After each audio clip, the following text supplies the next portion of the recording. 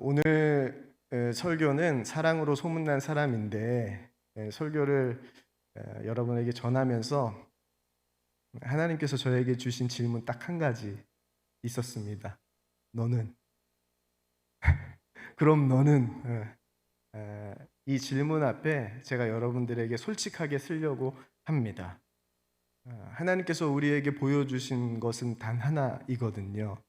예수 그리스도를 통하여서 우리 죄를 위해서 십자가를 지신 그 사랑 보여주시기 위해서 예수님 보내주셨고, 그 사랑 때문에 우리가 구원받고 주의 자녀가 되는, 그래서 사망에서 생명을 얻는 자가 되었잖아요. 그 사랑을 우리도 함께 예수님과 함께 교제하며 나누고, 예수님과 여러분의 사이에서만 사랑이 일어나는 게 아니라 여러분들과 함께 하고 있는 가정에서, 그리고 함께 하고 있는 믿음의 가정, 우리 교우들과 함께, 그리고 여러분들이 만나는 모든 사람들과 함께 무엇만 사랑만 하며 살아갈 수는 없을까? 함께 이야기 나누는 시간이었으면 좋겠습니다. 오늘 제가 예배드리면서 큰 은혜가 됐어요. 우리 서정준 목사님이 워낙부터 스마일 목사님이시잖아요, 그죠? 네, 오랜만에 목사님 찬양 인도하면서 저도 그 웃는 얼굴 하나로 마음이 확 녹아지고 찬양 안에 깊이 들어갔습니다. 그런데 서정준 목사님처럼 예수님을 그렇게 기쁘게 사랑하는 사람도 있지만 그렇지 못한 사람도 있어요. 예수님을 사랑하지 못하는 사람이 스피드 퀴즈를 대결했습니다. 스피드 퀴즈. 그런데 예수님이 설명하고 그 예수님을 싫어하는 사람이 맞추는 거예요. 첫 번째 문제를 예수님이 설명했습니다. 이렇게요. 당신에게 나는 하면 뭐라고 대답해야 되죠? 원수라고 대답해야 되죠. 예수님이 이렇게 하는 거예요. 두 자 말고 네 자. 그러면 뭐라고 대답해야 되죠? 여기는 TV를 잘 안 보시는 것 같아요. 평생 원수. 여기가 일반적으로 스피드 퀴즈 할 때 할머니, 할아버지들이 부부가 하는 퀴즈잖아요. 근데 여기서 더 나아가서 세자로 하면 무엇일까? 이게 그 퀴즈의 내용이었습니다. 두 자는 원수, 네 자는 평생 원수, 세 자는 쭉 원수. 네. 이렇게 아주 재밌게 예수님께서 스피드 퀴즈 대결을 잘 했습니다. 그것을 보고 있던 믿음의 사람들이 예수님 짱 진짜 짱 이렇게 외치기 시작했어요. 환호하기 시작했어요. 이제 역할을 바꿔서 예수님이 미워하던 사람이 설명하고 예수님이 마치는 시간이 되었습니다. 정말 예수님이 잘 마치실지 믿음의 사람들, 여러분들 궁금하시죠? 그 사람들도 궁금했어요. 첫 번째 문제가 시작되었습니다.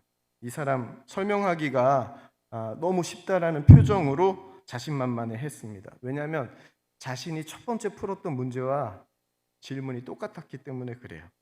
그가 자신 있게 설명했습니다. 당신에게 나는? 이렇게 했을 때 예수님께서 그 사람에게 이렇게 대답했어요. 원수가 나와야 되는데 예수님은 사랑이라고 대답했습니다. 그런데 그가 웃으면서 아유 거짓말 하지 말고 두 자 말고 네 자.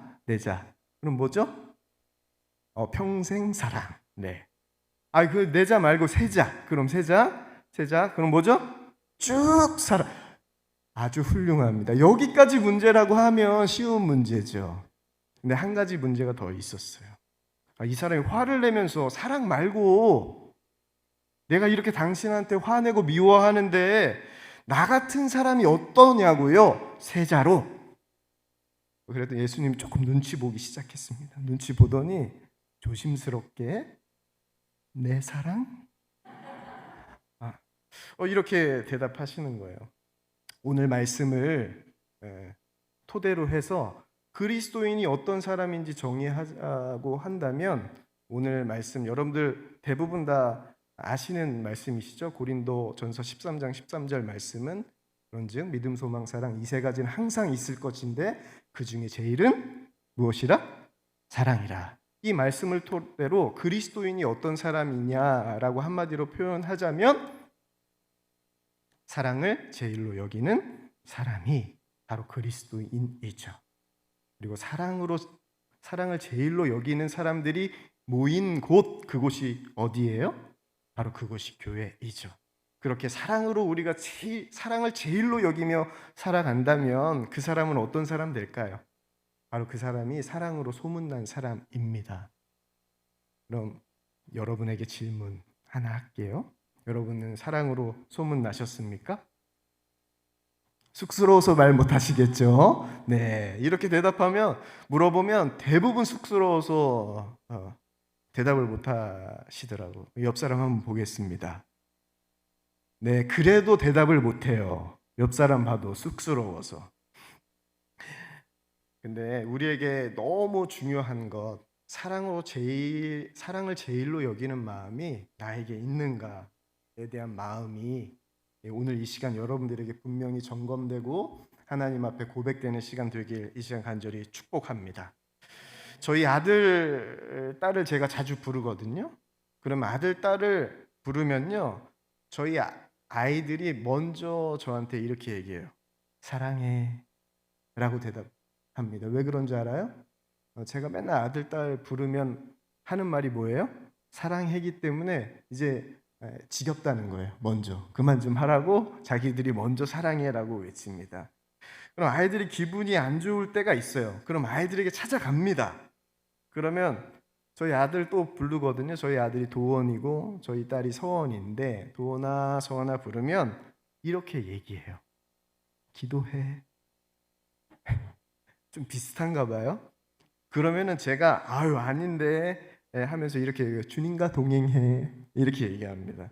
아니면 주님과 동행해 이 말도 하도 많이 하니까 그러면 아이들 부르면 주님과 동행해 이렇게 얘기하면 또 아니라고 해요. 하나님만 의지해 이렇게 얘기합니다. 여러 가지 이야기예요. 그럼 뭐예요? 계속 대답을 제가 요청합니다. 마지막에는 제가 이렇게 얘기해요. 아이들이 기도해 주님과 동행해 그리고 하나님만 의지해 애들이 얘기하니까 제가 더 이상 얘기할 게 없잖아요. 그때는 제가 그래요. 누가 그랬어? 아빠가 다 해결해 줄게. 그때는 이렇게 얘기하는 거예요. 왜? 아이들이 이미 아빠가 하고 싶은 말을 자기 입으로 다 내뱉었기 때문에 그렇습니다. 이렇게 자주 하는 것은 어떻게 되죠? 아이들이 기억하고 잘 인식하고 그대로 이야기하게 됩니다. 근데 만약에 우리가 가정 안에서 여러분들이 사랑을 제일로 여기고 사랑만 하게 된다면 어떻게 될까요? 자연스럽게 여러분들에게 사랑이 흘러가게 됩니다. 그래서 소문나게 돼요. 주변 사람들이 다 압니다. 왜 그럴까요? 사랑은요, 보이기 때문에 그래요. 여러분 한번 사랑이 보이는지 안 보이는지 한번 테스트 해볼까요? 옆 사람에게 사랑합니다. 네.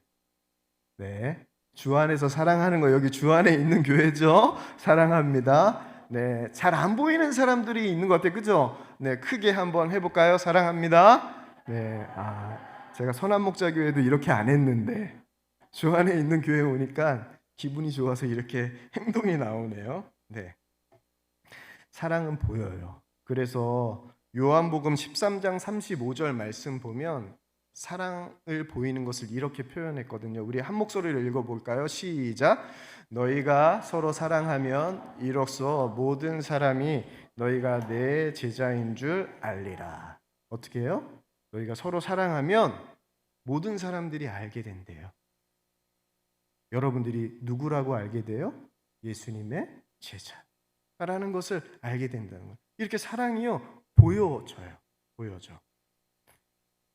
오늘은 사랑을 이야기하기 때문에 제가 제일 사랑하는 사람들 이야기가 많이 등장할 겁니다. 저희 아내를 첫 번째로 사랑하고요. 왜냐하면 저기 있어요. 그리고 저희 아이들 이야기 다시 한번 하려고 하는데 저희 아들이 고1이거든요. 아빠를 참 좋아합니다. 아직까지 고1이 그러기 쉽지 않은데 참 좋아해요. 그런데 요즘 아빠가 별로래요. 이유는 너무 바쁘다고 별로라고 합니다. 왜 그렇죠? 바쁘니까 사랑이 보이지 않는 거예요, 아빠한테. 그래서 그 아이에게 제가 한 번은 차로 학교에다 데려다 주면서 이런 질문을 했습니다. 도훈아, 아빠가 언제 예수님처럼 보여요? 이게 질문을 하지 말아야 될 질문을 해가지고 우리 아이가 당황했어요. 그러면서 아이가 한마디 하더라고요. 아빠가? 뭔 질문인지 이해를 못한 것 같아가지고 이때가 중학교 2학년 때 했던 질문이에요. 그래서 이렇게 아이에게 설명해 주세요. 아빠 안에 예수님이 계시고 네 안에 예수님이 계시잖아. 그 모습이 보여지면 예수님처럼 보이는 거야. 이렇게 했더니 언제 아빠가 예수님처럼 보이냐고 다시 한번 물어봤더니 이렇게 대답하더라고요. 아빠가 나를 학교에 데려다 줄 때 예수님처럼 보여. 이렇게 대답하더라고요. 왜 그러냐면 저희 아이가 대안학교를 다니는데 이 중학교 때부터 5시 50분 정도에 일어나가지고 1시간을 대중교통 타고 최소한 가야 됐어요. 근데 아빠가 데려다 주면 한 25분에서 30분으로 끝나는 거예요. 그러니까 아빠가 데려다 줄 제가 예수님처럼 정말 보이겠구나. 그런 생각이 들었습니다. 정말 그런데요. 우리가 사랑을 하게 되면 예수님과 같이 보여지는 역사가 일어나더라고요. 예수님 시대에만 일어나는 게 아니라 진짜 우리의 삶에도 예수님처럼 나타나는 일이 일어나더라고요. 2006년도에 33살의 청년의 죽음에 4천 명이 넘는 조문객들이 찾아왔습니다. 장례식을 치르기 전부터 장례식장이 인산인해였어요. 그런데 그가 죽은 지 지금 몇 년이 지났죠? 2006년이니까 거의 16년, 17년째인데 지금도 그 청년을 기억하면서 추모하고 있어요. 많은 사람들이 그를 어떻게 부르냐면요, 그 청년 바보 의사 안수현 형제입니다. 이 안수현 형제는 의사인데요. 안수현 형제보다 능력 많은 의사는 지금 참 많이 있습니다. 하지만 우리가 그를 기억하고 지금도 기억하고 감동하는 이유는 그가 이 땅의 젊은 나이로 세상을 살았지만 그가 우리에게 보여준 것 단 하나. 무엇이죠? 예수님께서 보여주신 그 사랑을 보여주었기 때문에 그가 한 사랑은 지금도 남아서 많은 사람들의 기억 속에 남아서 그를 기억하게 된다는 거죠. 사랑은요, 예수님의 사랑이 우리 안에 있으면 결코 마음에만 머물지 않습니다. 삶으로 나타나요. 그래서 사랑하면 뭐가 달라져요? 얼굴이 달라지고 삶이 변합니다. 그래서 사랑하면 다른 이들이 어떻게 돼요? 알아봐요. 너 사랑하는구나. 너 사랑하는 사람이네. 알아봐요. 이것이 사랑하는 사람이 소문나는 이유입니다. 근데 요즘에는 소문이 좀 줄었어요. 왜죠? 마스크로 잘 가려져서. 근데요, 사랑하는 사람은요, 눈이 다르더라고요. 눈이 하트 뿅뿅 나타나더라고요. 그럼 이제 우리가 사랑을 해야 하잖아요. 사랑으로 소문난 사람이 되기 위해서는 사랑을 해야 되는데 그럼 어떻게 해야지 사랑으로 소문난 사람이 될 수 있을까? 너무 쉽습니다, 방법. 사랑으로 소문난 사람처럼 살아가면 돼요. 사랑으로 소문난 사람 여러분 아시는 분 계세요? 주위를 둘러보시면 있으세요? 전 있거든요. 저기 안에도 있고요. 잘했죠? 저 살아야 되잖아요. 그죠? 네. 그거보다 더 살아야 되죠. 누구한테? 예수님 계시잖아요. 여러분들에게 사랑으로 소문난 사람 예수님 한 분이면 충분하잖아요. 예수님이 어떻게 사랑하셨습니까? 예수님이 우리에게 하셨던 그 십자가의 사랑, 그 십자가를 지시기 위해서 여러분들이 예수님 불렀어요? 불러서 오셨나요? 아니죠. 예수님이 먼저 우리에게 찾아오셨습니다. 먼저 우리가 사랑해야 됩니다. 요한일서 4장 19절에는 우리가 사랑함은 그가 먼저 우리를 사랑하셨음이라. 이제 먼저 사랑하는 게 중요합니다. 부부싸움 했을 때 누가 먼저 사랑하느냐에 따라서 승패가 달라진다는 거 아시죠? 누가 먼저 해야 돼요? 내가 먼저 해야죠. 내가 먼저 하면 부부싸움이 달라집니다. 부부싸움 하면 여러분 어떻게 해야 돼요? 먼저 사랑하시길 바랍니다. 근데 저는 그걸 못했어요. 제가 처음 목회를 나갔는데요. 너무 사탄의 공격이 심한 거예요. 언제 심하냐면 이렇게 설교 거를 하려고 예배를 섬기려고 단에 올라가면 꼭 아내하고 일이 벌어지는 거예요. 그래가지고 하루는 제가 아내한테 부탁을 했어요. 예배 시간 전에는 우리가 싸우면 안 되지 않냐. 우리 싸우지 말자. 이렇게 서로 합의를 잘 봤습니다. 그리고 혹여 싸움이 일어났을 때를 대비해서 한 가지 제가 부탁을 했어요. 만약에 예배 전에 싸우면 안 되는 만약 싸움을 했다고 한다면 당신이 무조건 져라. 목사가 올라가가지고 마음이 편해야지 설교가 잘 되고, 그래야지 설교가 잘 돼야지 성도들이 은혜 받지 않냐. 그러니까 만약에 싸우게 되면 당신이 무조건 져라 했는데, 저희 아내가 어떤 사람이라고요? 사랑으로 소문난 사람, 지기로 결정을 했어요. 자기가 지겠다고. 근데요, 월요일도 설교해야 되죠. 화요일도 설교해야 되죠. 수요일도 설교해야 되죠. 목요일도 설교해야 되죠. 금요일도 설교해야 되죠. 매일 설교해야 되니까 저는 항상 부부싸움 하면 어떻게 되는 거예요? 승리자였습니다, 여러분. 제가. 네. 승리자였어요. 근데 저희 담임 목사님은 다르시더라고요. 확실히. 그러니까 박리부가 사모님은 항상 부부싸움 하면 이기셨대요.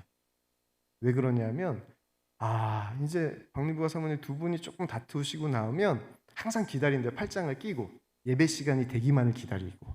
왜냐하면 예배하기 전에 어떻게 하라고 했죠? 성경에 화해하라. 요것만 딱 기다리면 되는 거예요. 그러면 목사님이 알아서 와가지고 내가 잘못했어 그러고 예배당에 가시네. 그래서 항상 자기는 이겼대는데 저는 달랐습니다. 제가 이겼습니다.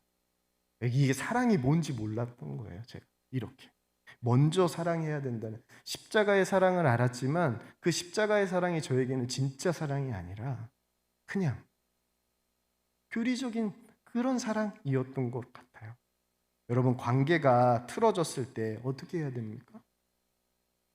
시시비비를 가리지 않고 내가 먼저 그 관계 속으로 사랑하면 그 관계는 지고, 관계를 시작할 때도 내가 먼저 사랑하고 틀어졌을 때도 먼저 사랑하면 우리는 어떻게 되는 거예요? 사랑을 제일로 여기는 사람으로 살게 되는 겁니다. 주님은 죄인인 우리를 어떻게 하셨어요? 먼저 사랑하셨어요. 근데 먼저 사랑하시는 것만 아닙니다. 주님은 우리를 어떻게 사랑하셨어요? 끝까지 사랑하셨어요. 그래서 우리도 어떻게 해야 됩니까? 끝까지 사랑해야 합니다. 요한복음 13장 1절이에요. 유월전에 예수께서 자기가 세상을 떠나 아버지께 돌아가실 때 이룬 줄 아시고, 여기서부터 같이 읽겠습니다. 시작. 세상에 있는 자기 사람들을 사랑하시되 끝까지 사랑하시느니라. 아멘. 포기하는 사랑은 부분적인 사랑이에요. 사랑이 끝나면 모든 것이 끝납니다. 왜냐하면 사랑이 없으면 아무것도 아니기 때문이에요. 상대방이 언제 사랑에 반응할지 아무도 모릅니다. 하지만 끝까지 사랑하면 어떻게 되는 거예요? 열매를 맺게 됩니다. 주님께서 한 번은 저에게 이런 질문을 하신 적이 있어요. 동효가, 너 몇 번만 용서해 주면 되겠냐? 제가 이제 목회할 때인데 평택에서 개척하고 목회를 할 때 주님께서 그런 질문을 한 번 하시는 것을 제가 듣고 이렇게 얘기했어요. 10,000번이요. 여러분, 주님께서 10,000번 정도 용서하시면 저는 될 것 같았습니다. 그런데 하루는 제가 진지하게 제 삶을 한번 체크해 봤습니다. 제가 하루에 죄를 얼마나 짓는지 한번 이렇게 체크해 보기 시작했어요. 근데 그때 발견했습니다. 제 삶을 잘 돌아보니까 하루에도 몇십 번씩 제가 죄를 짓더라고요. 근데 1만 번 용서하면 20번만 죄를 져도 한 달이면 30일 몇 번이에요?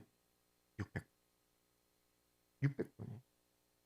그러면은 12개월이잖아요. 이제 1년 조금 더 버틸 수 있는 기간인 거예요. 10,000번만 용서해 주면. 그때부터 제가 바꿨습니다. 10,000번 아닙니다.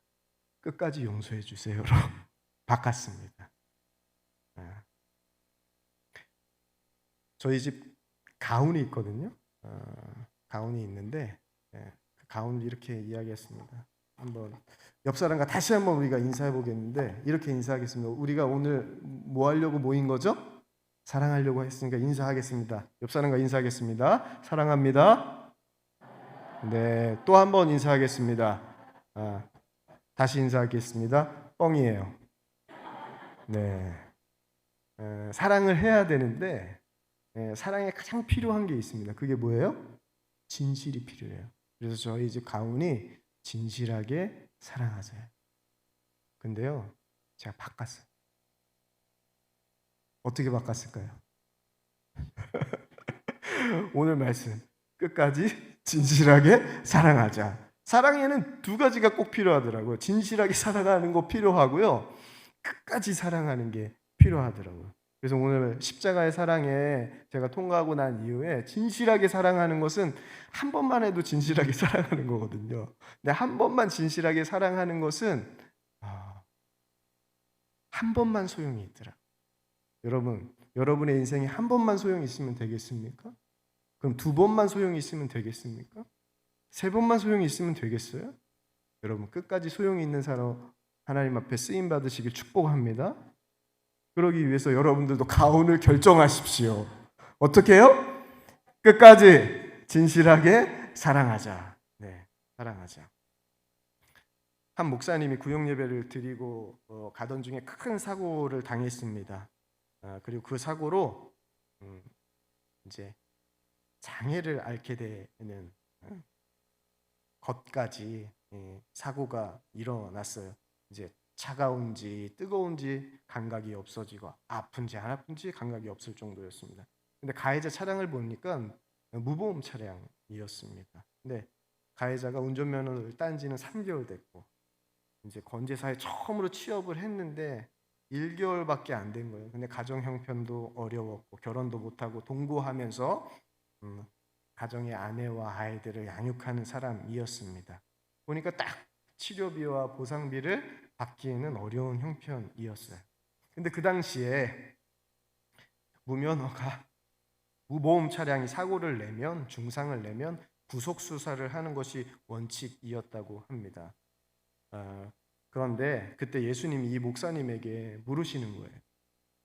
너희 교회 집사가 인사사고 내고 교도소에 있을 때 너 나에게 뭐라고 기도했니? 네, 빨리 합의 보게 해주세요. 그리고 빨리 교도소에서 석방되게 해 주세요라고 기도했습니다. 이렇게 고백했습니다.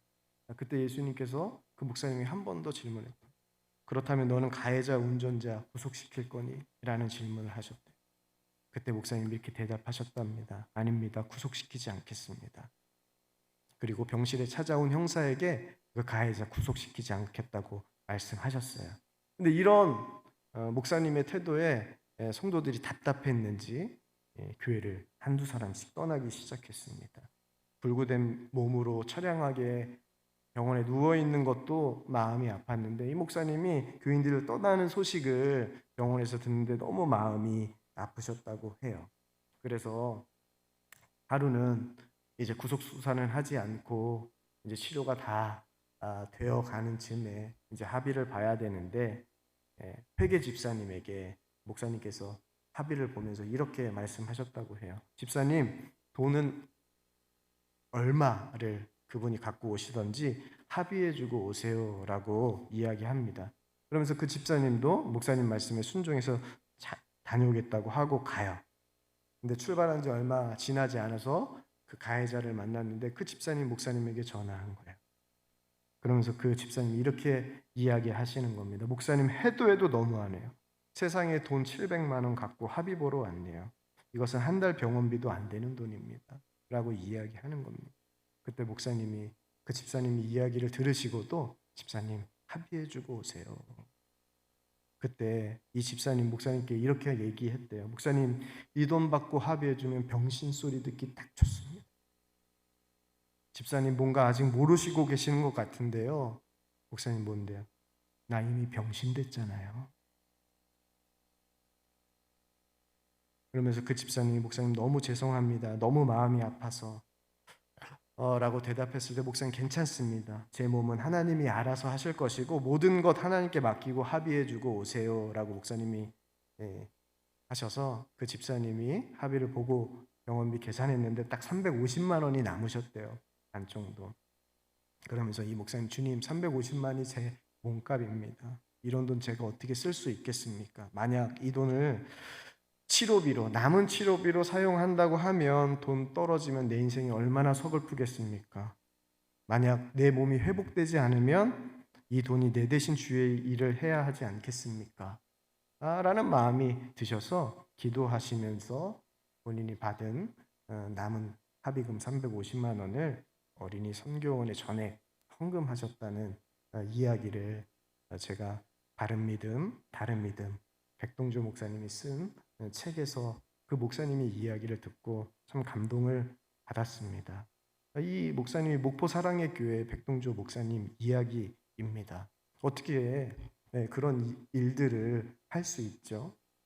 예수님께서 보여주신 사랑이 그 목사님 심령 안에 그대로 살아있으니 어떤 형편에서도 자신의 몸이 불구가 되었을지언정 그 사랑을 포기하지 않고 끝까지 사랑했던 목사님의 사랑이 지금 목포 사랑의 교회를 그렇게 훌륭한 교회로, 한국교회 아름다운 교회로 부흥케 하셨구나라는 마음이 들었습니다. 끝까지 사랑해야 하지만 우리가 첫 번째 예수님이 보여주사는 먼저 사랑하고 끝까지 사랑하고 이것만 해도 대단하죠. 근데 예수님이 십자가에서 우리에게 보여주신 사랑은 이것으로 끝이 아닙니다. 자신의 생명을 주시기까지 사랑하셨어요. 생명 다해. 그래서 우리도 사랑으로 소문나려면 어떻게 해야 돼요? 생명 다해서 사랑해야 됩니다. 로마서 5장 8절 말씀. 우리가 아직 죄인 되었을 때 그리스도께서 우리를 위하여 죽으심으로 하나님께서 우리에 대한 자기의 사랑을 확증하셨습니다. 그리고 요한복음 15장 13절에는 우리 함께 읽어볼까요? 요한복음 15장 13절 시작.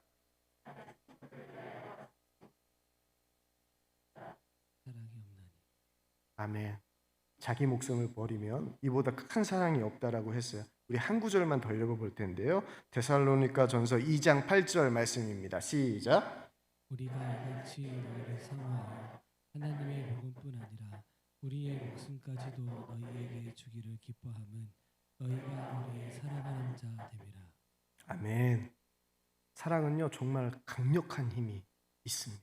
예수님이 우리 안에 계셔서 예수님이 내 안에 역사하시게 되면 사랑이 강력한 힘으로 나타나게 되는데 생명을 주는 것도 친구를 위해서 너무 귀한 일이죠. 너무 아름다운 일인데요. 그것을 바울은 어떻게 얘기해요? 데살로니가 전서 2장 8절에서 자기의 생명을 주는데 기뻐하며 준다라고 이야기해요. 이게 바로 사랑을 제일로 여기는 사람이 사는 삶입니다. 사랑이 제일이라고 우리에게 정말 믿어지면요, 우린 어느 순간에도 사랑할 수 있어요. 죽음의 순간이 우리 앞에 찾아올지라도 우리는 사랑할 수 있습니다. 누가 그래요? 성경에도 나오잖아요. 스데반 여러분들 기억나시죠? 스데반 돌에 맞아 죽는 순간에도 그는 이렇게 말했죠. 주여 이 죄를 그들에게 돌리지 마옵소서. 여러분, 이게 스데반만 할 수 있는 고백입니까? 스데반만 할 수 있는 고백입니까? 아니에요. 저는 그렇게 고백하는 사람을 만났습니다. 심장을 이식해야 되는 순간이 한 젊은 남성에게 찾아왔습니다. 이식하면 살고 이식하지 않으면 일주일 버틸 수 있고 잘 버티면 한 달을 버틸 수 있다라는 의사의 말을 이 한 남자가 듣습니다. 그리고 기도해요. 하나님 이번에 살려주시면 어떻게 해요? 우리랑 똑같잖아요. 이번에 살려주시면 어떻게 할 거예요? 여러분, 주를 위해서 평생 살겠습니다. 네, 진짜 이분이 어떤 고백을 하냐면 하나님 심장 이식을 받아야 되는 그 순간 기다리면서 말씀을 읽으면서 하나님을 인격적으로 만나기 시작하면서 그가 이렇게 고백을 합니다. 하나님 정말 살려주시면 이웃을 사랑하고 섬기는 자가 되겠습니다 라고 하나님 앞에 고백해요. 그런데 그 고백을 드리고 나자마자 얼마 지나지 않아서 정말 기다리던 심장이 찾아온 거예요. 이제 이식 수술을 받으면 된다는 소식을 이 남자가 듣습니다. 그때 그의 인생을 변화시키는 한마디를 또 이 남자가 들어요. 바로 옆방에서 내 심장과 똑같은 조건을 어떤 여인이 구하지 못해서 죽어가고 있다는 소식을 듣습니다. 마음의 갈등이 찾아와요. 그러면서 자기의 주치의에게 이렇게 물어봅니다. 내 것과 똑같은 심장을 못 찾으면 저 옆 병실의 여자는 정말 이틀 안에 죽습니까? 라고 물어요. 그런데 그 의사가 그렇습니다 라고 대답합니다. 다시 한번 이 남자가 묻습니다. 확실한가요? 네, 확실합니다. 우리가 검사한 결과 이틀을 그 여인은 못 넘깁니다. 그러면서 그때 다시 한번 이 남자가 의사에게 물어요. 그럼 제가 오늘 이식 수술을 받지 못하면 얼마나 더 살 수 있을까요? 말해주세요. 제가 얼마나 더 살 수 있을까요? 그때 이제 주치의가 머뭇거리더니 말합니다. 일주일 살 수 있습니다. 잘 견뎌주면 한 달까지도 살 수 있을 겁니다. 그때 그가 이런 고백을 해요. 기가 막혔다. 나도 죽어가는 마당에 왜 다른 사람의 생사를 걱정해야 하는가? 이 심장은 나의 것이고 아내와 어린 두 딸이 기다리는 집으로 돌아갈 수 있는 마지막 희망이자 기회였다. 하지만 나는 두 번 다시 오지 않을지도 모를 그 기회를 선뜻 손 내밀어 잡을 수 없었다.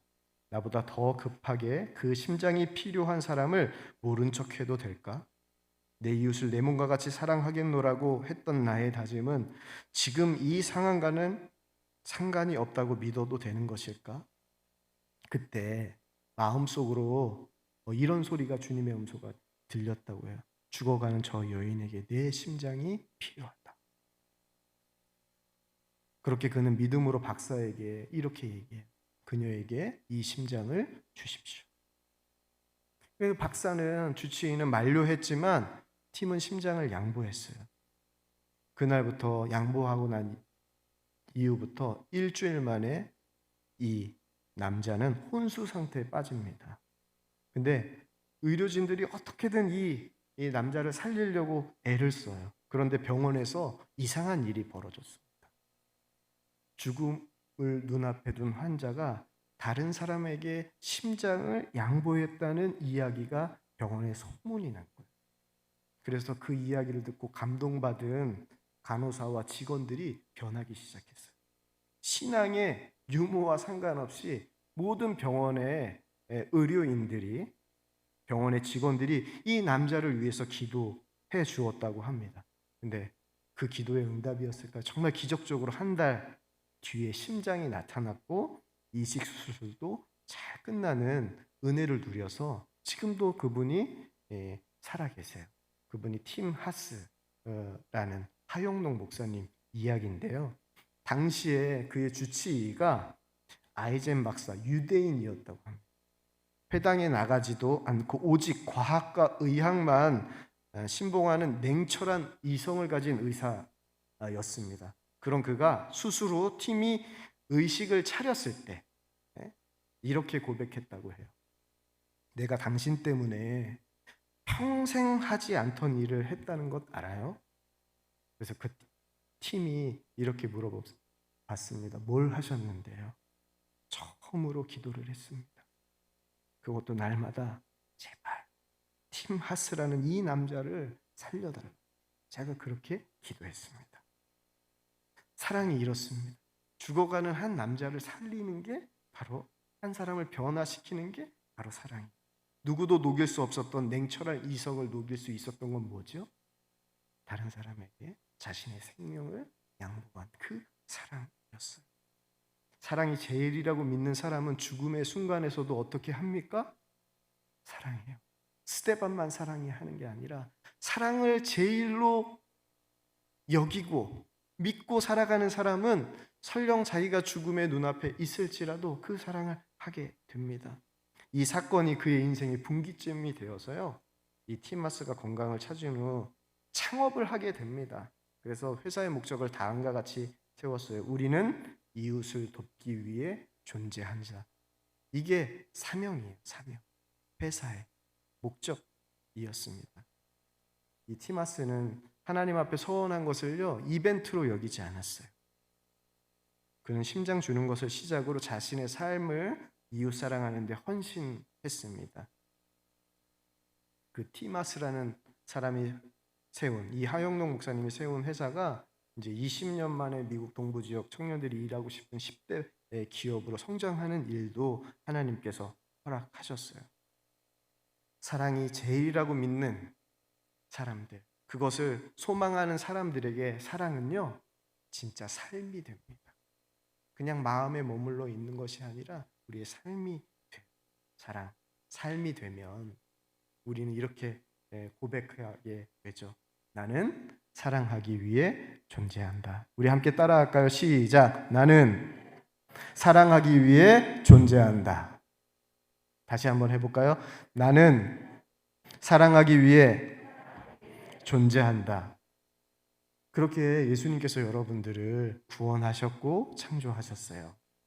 근데 이렇게 생명 다하는 사랑, 생명까지 주는 사랑 너무 위대하죠. 여기까지도 너무 위대한 사랑인데 예수님의 사랑은 여기서 끝나지 않았습니다. 그럼 예수님이 누굴 사랑하셨을까요? 사랑할 수 없는 사랑을 사랑하셨어요. 예수님의 십자가의 사랑은요, 사랑할 수 없는, 사랑하는 사람을 사랑하는 사랑이 아니라 사랑할 수 없는 사람을 사랑한 사랑. 그것을 성경에는 어떤 사랑이라고 했죠? 원수도 사랑하는 사랑. 그래서 누가복음 6장 32절 말씀인데요. 우리가 함께 읽어볼까요? 시작. 것이 무엇이냐? 죄인들도 사랑하는 자는 사랑하느니라. 아멘. 왜 예수님께서 이렇게까지 사랑하지 않는, 자기를 사랑하지 않는 사람들까지도 목숨을 다해 사랑하셨을까요? 이유는 단 하나예요. 사랑이 제일이기 때문에. 사랑이 제일. 그래서 오늘 고린도전서 13장 13절 말씀에는 어떻게 얘기해요? 그런즉 믿음, 소망, 사랑 이 세 가지는 항상 있을 것인데 그 중에 제일은 사랑이다. 사랑을 제일로 여기는 사람은 이렇게 고백해요. 고린도전서 13장 1절에서 3절 말씀인데요. 우리가 함께 한 목소리로 읽어볼까요? 시작. 내가 사람의 방언과 천사의 말을 할지라도 사랑이 없으면 소리나는 구리와 울리는 꽹과리가 되고 내가 예언하는 능력이 있어 모든 비밀과 모든 지식을 알고 또 사람 옮길 만한 모든 믿음이 있을지라도 사랑이 없으면 내가 아무것도 아니요. 내가 내게 있는 모든 것으로 구제하고 내 몸을 불살질지라도 사랑이 없으면 내게 아무 유익이 없느니라. 아멘. 사랑을 제일로 여기는 사람은요, 사랑하지 않으면 뭐라고요? 아무것도 아니다. 아무것도 아니다라고 고백해. 왜 그렇죠? 사랑이 제일이기 때문에 그래요. 우리가 사랑하지 못하는 이유가 있습니다. 사랑하지 못하는 이유가 바로 사랑을 제일로 여기지 않기 때문에 사랑하지 못하는 것이 얼마나 엄청난 죄라는 것을 많은 사람들이 몰라요. 제가 그랬어요. 사랑하지 않는 것이 얼마나 큰 죄인지 제가 몰랐어요. 그래서 사랑하지 않는 것을요, 너무 가볍게 여겼습니다.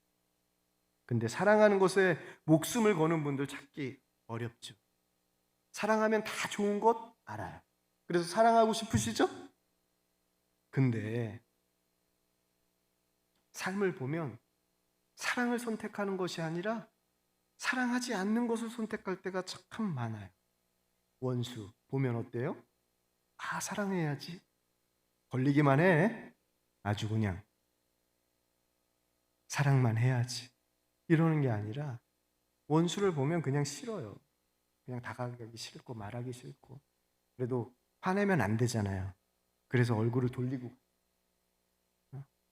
그렇게 합니다. 근데요, 사랑을 제일로 여기면요, 결코 사랑을 포기하지 않습니다. 왜냐하면 사랑이 멈추면 그 자체로 죽은 것이기 때문에 그래요. 한국 컴패션 대표이신 서정인 목사님의 고맙다에 나오는 이야기입니다. 어느 날 병원에서 목사님에게 연락이 왔어요. 백혈병 앓던 여자아이에게 골수 이식을 해줄 수 있겠냐는 내용이었습니다. 그 전에 이미 목사님께서 혈액을 등록해 놓은 상태라 골수가 맞는 것을 이미 확인하고 한 전화였습니다. 그래서 목사님 골수 이식을 진행했어요. 근데 전신 마취를 하고 골수 이식을 하는데 의료 사고가 난 겁니다. 그래서 생명이 위독할 정도로 이분이 어려움을 겪어요. 근데 다행히 아이는 회복이 되었습니다. 그리고 감사하게 목사님도 후에 회복이 잘 되었는데 5개월 뒤에 병원에서 다시 연락이 온 거예요. 이 아이가 백혈병이 재발했다는 겁니다. 근데 문제는 목사님이 한 번 이식을 해주셨기 때문에 다른 사람에게 이식은 못 받고 꼭 이 목사님에게만 이식을 받아야 된다는 거예요. 근데 병원에서는 이식을 받아도 살아날 확률이 1%라는 거예요. 그러니까 거절해도 괜찮습니다 라고 병원에서 하는 상황이었습니다. 그래서 이 일을 가까운 친척들, 의사가 있는 분들에게도 조언을 구하고 사람들에게도 조언을 구했을 때 대부분의 사람들이 다 이렇게 얘기했대요. 목사님은 할 만큼 하셨습니다. 이제 충분합니다. 목사님 최선 다하셨으니까요. 이제 목사님 책임 아니에요. 이렇게 얘기하셨대요.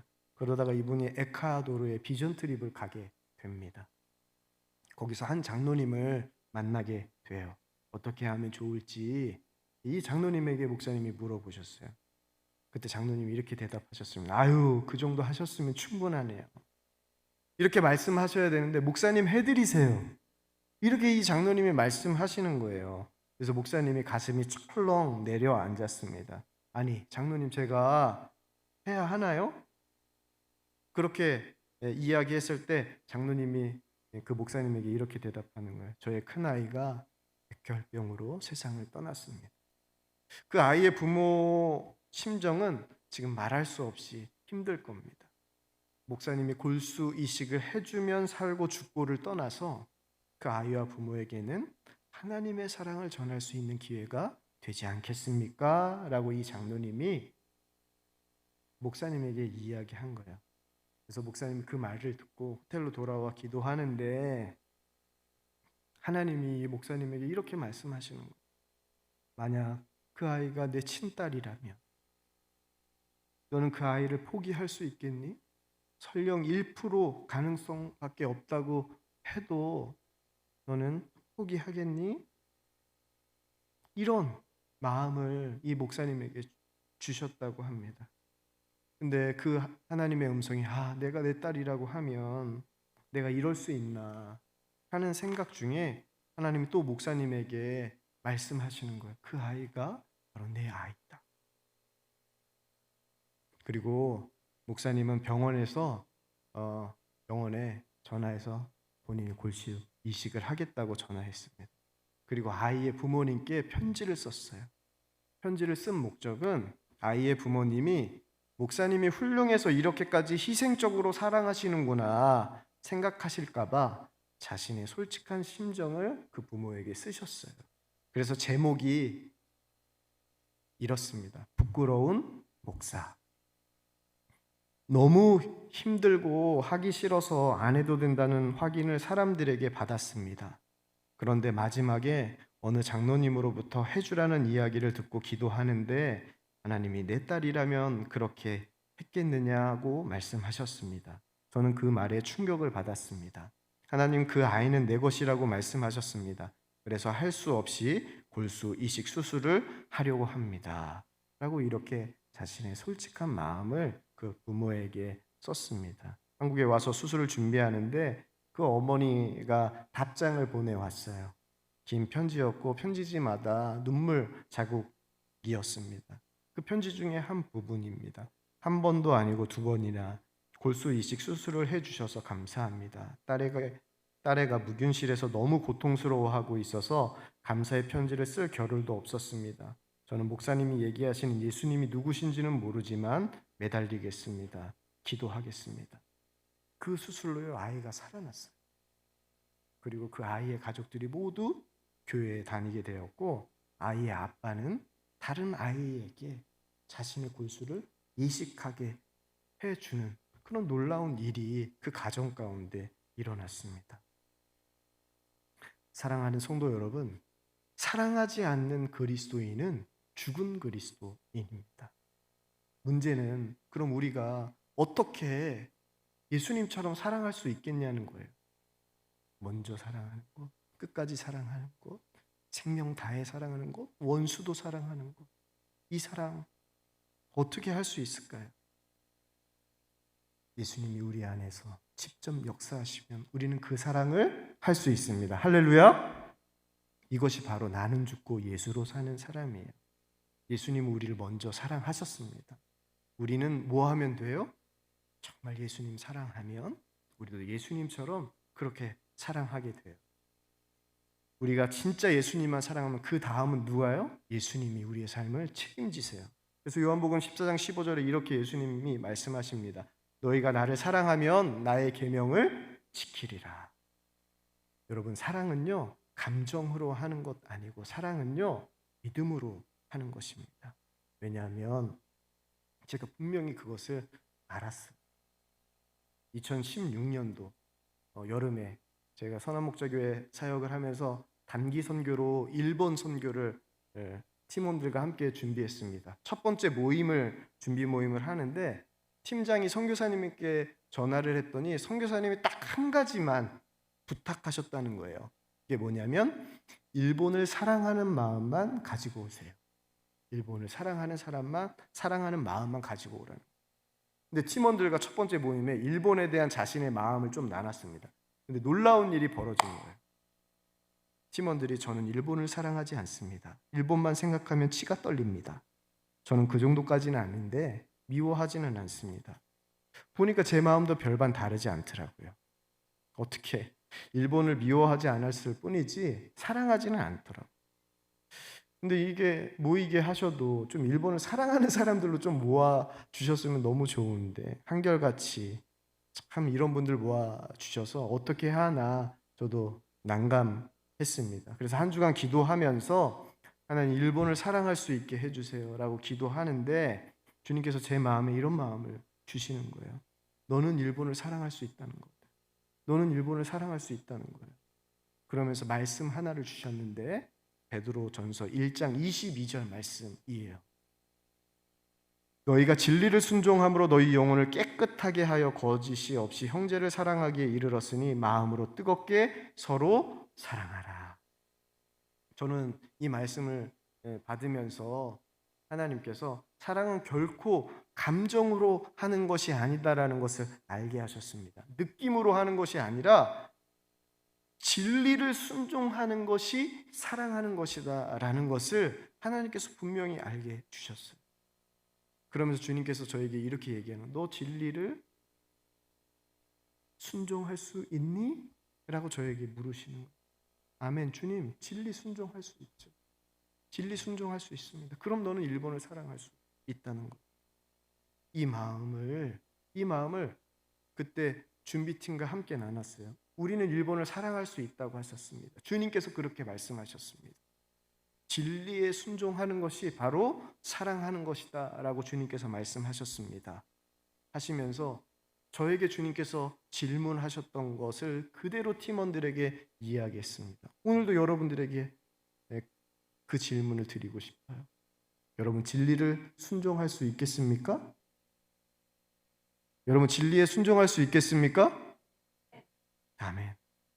그때 하나님은 제게 사랑하는 것이 무엇인지 분명히 알려주셨어요. 여러분 원수를 사랑하는 사람, 누가 원수를 사랑하는 사람이죠?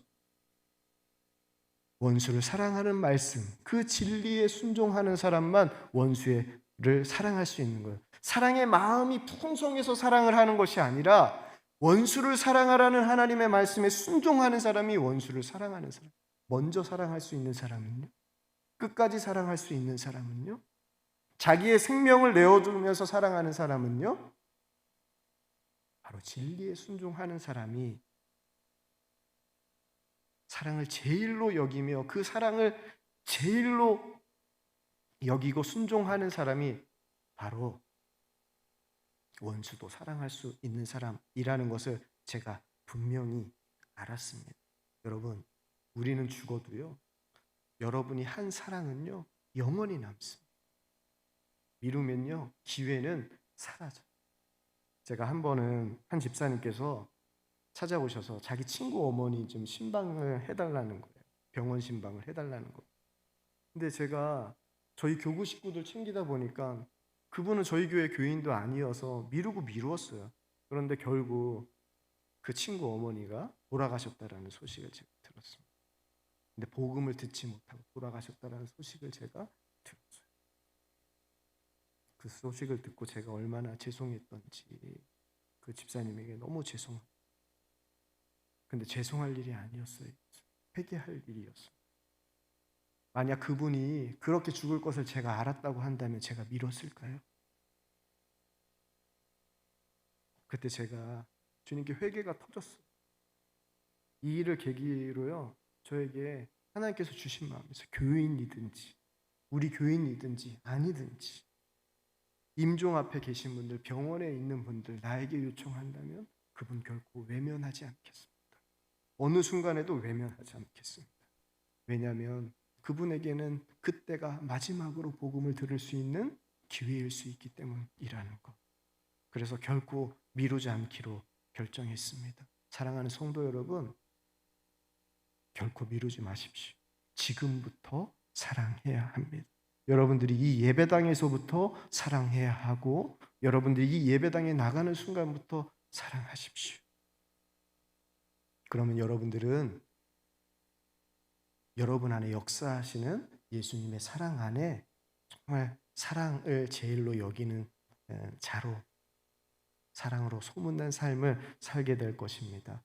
리빙스턴 선교사님 여러분들 아시나요? 아프리카의 선교사님이신데 그분이 돌아가시고 그분을 아는 한 목사님이 선교하셨던 그 원주민에게 찾아가가지고 이런 질문을 원주민에게 해요.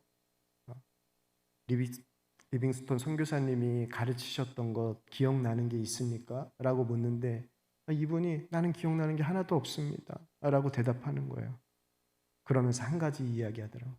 그분이 가르친 건 기억나지 않지만 분명한 것은 그분은 우리를 사랑하셨습니다 라는 고백을 하는 거예요.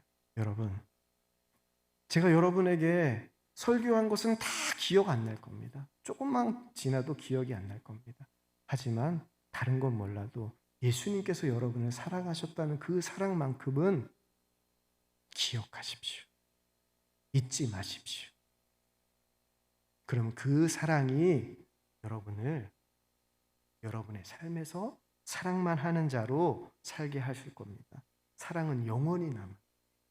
여러분이 한 사랑은 자녀에게 영원히 남고 교회 교우들에게 영원히 남고 여러분들의 이웃들에게 영원히 남습니다. 그래서 사랑이 제일인 거예요. 사랑만 남아요. 이렇게 사랑만 하고 사랑만 남기며 사랑으로 소문난 우리 주 안에 있는 모든 성도들 되시길 축복합니다. 그래서 우리 주 안에 있는 교회가 사랑으로 소문난 교회. 그래서 많은 이들이 예수님의 사랑 안으로 돌아오는 정말 축복의 통로로 사용되는 여러분과 교회 되시길 이 시간 간절히 축복합니다.